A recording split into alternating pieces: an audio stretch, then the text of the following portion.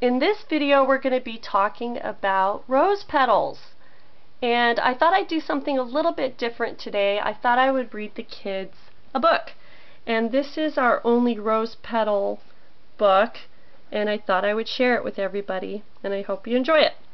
The title of the book is Rose-Petal's Big Decision,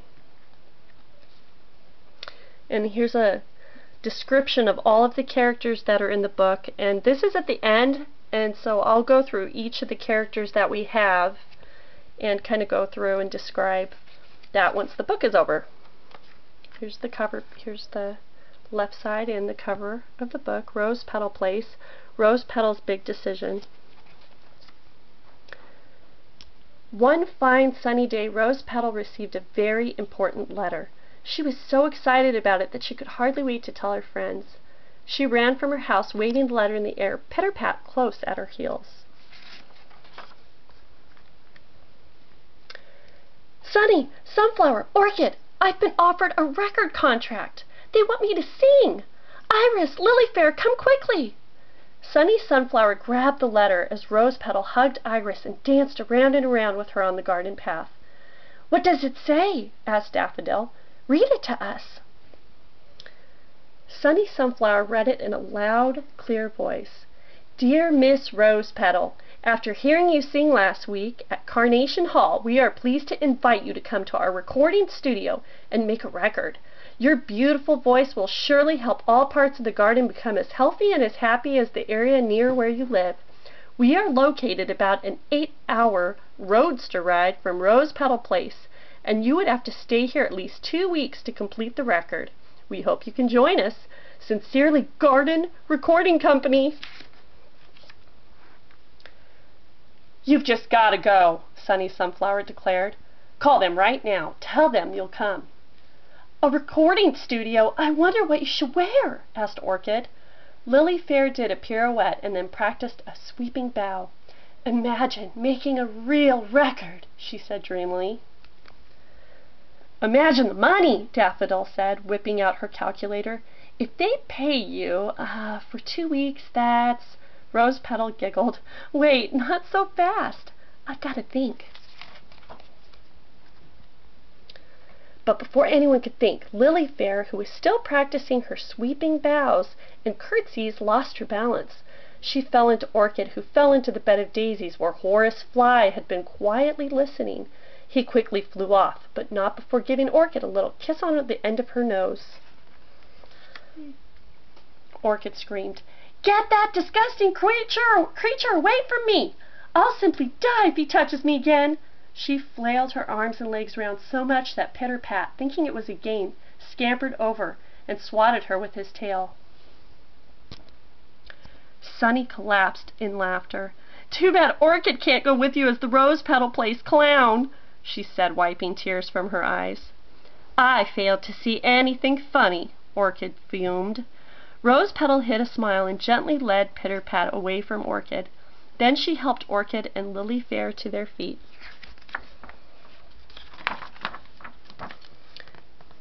Come to my house, she said. We'll have some lemonade and talk this over. And that's exactly what they did. Meanwhile, in another part of the garden, the dark, dreary part, the evil spider, Nastina, was celebrating the success of her plan by mixing up a special new beauty potion for herself. It worked, she cackled to Horace Fly, her repulsive assistant. She believed that phony letter I sent her. I am a genius after all, aren't I, Horace? Sure, sure, muttered Horace.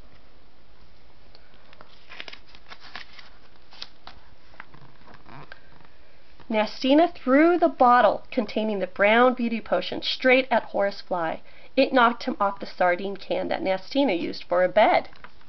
Nastina stared at her reflection in her cracked mirror. A drop of the sticky brown liquid dripped from her nose. At last I'm getting rid of her, she said, and with Rose-Petal gone for even a week or two, I can get control of the garden. But the others will still be here, Horace Fly said, picking himself up from the floor. He munched on an orange peel he had found there. "Don't worry about them," Nastina said. She smiled. "I have my plans. You may even get to keep the lovely orchid for your own. But now I must go and congratulate our young singer." When Nastina arrived at Rose-Petal's, she found her surrounded by all her friends. They were all talking and laughing excitedly. We'll see who they come to when you're gone," Nastina thought to herself. Then she smiled as Rose-Petal hurried over to greet her. "What wonderful news, my dear," Nastina crooned. "I'm so glad you'll be leaving. I'm so glad you have this marvelous opportunity.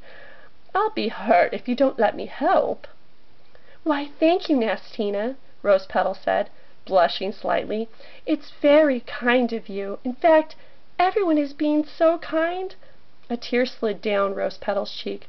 "I'm going to miss you all if I go." "What do you mean, if you go?"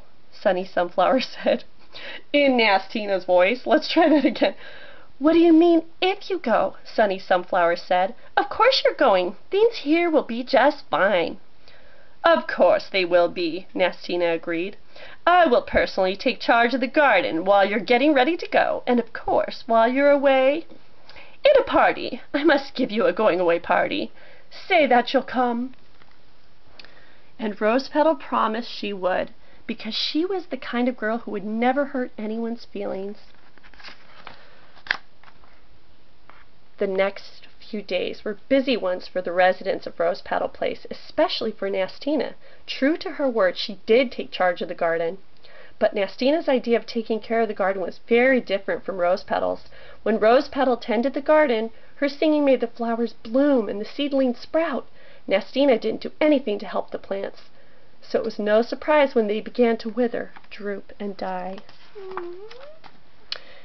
And then there was the party. Nastina spent hours poring over her books for spells and recipes, and more hours searching for special ingredients.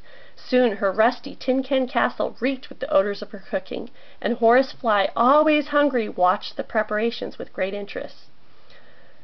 "Smells like nothing I've ever smelled before," he said, dipping into one of the huge pots. "What is it?" Nastina knocked the spoon from his hand. "It's for the party, you stupid thing. It's my special sleeping potion," cackled Nastina. "We'll see that Orchid gets just enough to put her to sleep for a little while. As for Rose-Petal and the others, just leave them to me. I've waited a long time for this." Nastina looked positively happy as she stirred her evil brew. Meanwhile, Rose-Petal and her friends were busy preparing for Rose-Petal's visit to the recording studio. Orchid helped to choose her clothes, and Sunny Sunflower helped to pack them. Iris and Lily Fair gathered the music that Rose-Petal would perform, and Daffodil saw to the arrangements. Everyone was still so excited for Rose-Petal that no one noticed that things were not as they should be in the garden. No one, that is, except Rose-Petal.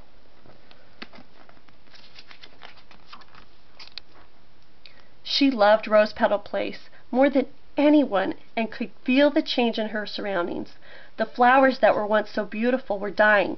Many of the trees had lost their leaves, and the birds that had lived in the branches had left. She found the flagstone paths covered with webs.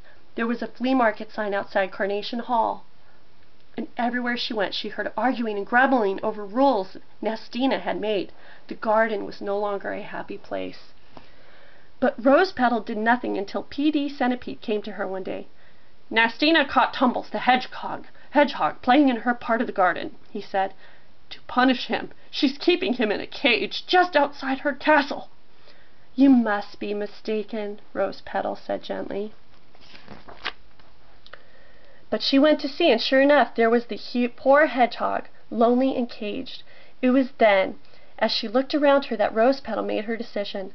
The place where Nastina lived had always been swampy, smelly, and filled with rubbish, but now all of Rose-Petal Place was starting to look like the area around Tin Can Castle. Rose-Petal couldn't let that happen. She couldn't go away knowing that the garden would not be the same when she returned. So Rose-Petal released Tumbles from his small prison and knocked on Nastina's door. I've let Tumbles go free, she said when Nastina answered the door. And what's more, the past few days have given me a taste of what life would be like in Rose-Petal Place if I left. I don't like what I've seen at all, so I've decided not to go. Thanks for helping me come to this important decision. I hope you haven't gone to a lot of bother. Nastina was so angry that she could hardly answer Rose-Petal. Finally, she said, clenching her teeth, "Oh, no, my dear. It's quite all right. No bother at all." Then Nastina slammed the door and threw her shoes one after another, at poor Horace. "That does it!" she cried. "All my perfect plans ruined." "I'm sure you'll come up with something else," whimpered Horace Fly, ducking the flying shoes. Later, Rose-Petal gathered her friends together and told them of her decision. "There will be other recording contracts," she said, "but right now I'm just not ready to leave this place and all of you, my friends." Of course, all her friends were delighted that Rose-Petal was staying since they loved her very much, and they decided to give a big party in her honor anyway. Instead of a going-away party, they changed it to a glad-you're-staying party. Since Nastina wasn't invited, no one got poisoned, and it was the best party anyone could ever remember. The end. Okay, so let's quickly go through the characters here for Rose-Petal. So this is Rose-Petal. And Rose-Petal is the natural leader and protector of Rose-Petal Place. She is as talented as she is beautiful and sweet. Her magical singing keeps the garden blooming, and her good common sense keeps everyone safe and happy. Sunny Sunflower is Rose-Petal's best friend. As is often the case with best friends, they are opposites in many ways. Sunny is a tomboy who always says exactly what's on her mind. You might say she's spice to Rose-Petal's sugar. Lily Fair is a dreamer whose dearest wish is to be a star. She is sincere and dedicated and can be seen practicing her dancing at all hours of the day and night. Daffodil is all business. She runs the Bouquet Boutique, where all the girls go for their beautiful clothes. She has big plans for her future as a businesswoman and is never without her flower-shaped calculator. And lastly, this is Iris. Iris is the resident artist of the garden. Although she is very shy and quiet, her deep emotions show on her wonderful canvases. Alright, so that's kind of it. That's our collection of the Rose-Petal, and I hope you enjoyed the book. And thank you so much for watching. We appreciate it. Bye-bye.